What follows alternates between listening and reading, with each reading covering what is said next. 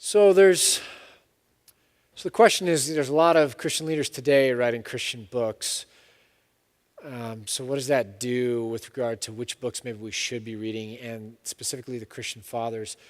I almost wrote into the introduction of my first book that, I was going to say this book is part of the problem, because I wanted to talk, but thanks for reading, but I wanted to talk about just that point that there are too many books being written today, and what you find is with so many modern books being written, if somebody engages only modern texts, you have no time or space left to really engage the story or the narrative, the evolution of thought in the texts, say, of the church fathers, the medieval thinkers, the Christian mystics of the later periods, the development of the Reformation forward.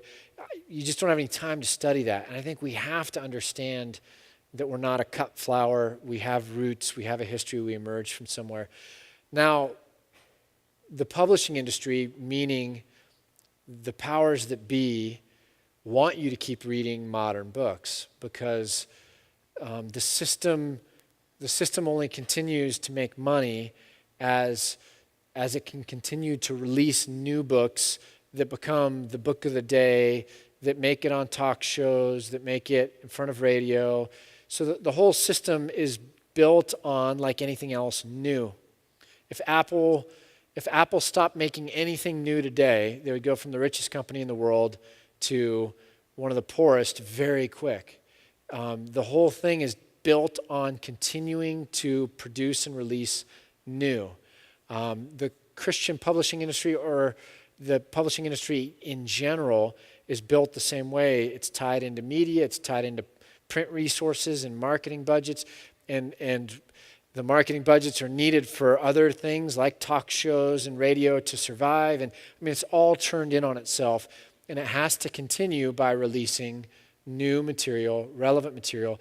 And the material that sells or that is sensational or interesting is not always the wisest or the best or the most prudent or necessarily where the conversation should go. So we really have, in some ways, the blind leading the blind, with consumer forces dictating the market. And in all of that, we don't ever get back to the church fathers, because again, it's not going to make anybody any money to say, let's re-release the church fathers and try and build buzz on Oprah around that, or talk show on Rush Limbaugh. You know what I'm saying? There's just nothing that's going to take and rip that out of the past and make it culturally relevant today. So we just keep reading stuff, we keep publishing stuff, and it's more and it's more and it's more. And unfortunately, oftentimes it's he with the biggest platform or she with the biggest platform gets to write the next book. And again, that may or may not have some bearing on whether that person has something to say. So it's a bit of a difficult enterprise. Now, in all that, there's certainly good books worth reading. God uses books, I think, still to change lives. I think we just have to be discriminate and get good advice, good recommendations, and be careful not to get stuck only in the modern period. So yeah, great question. Great question.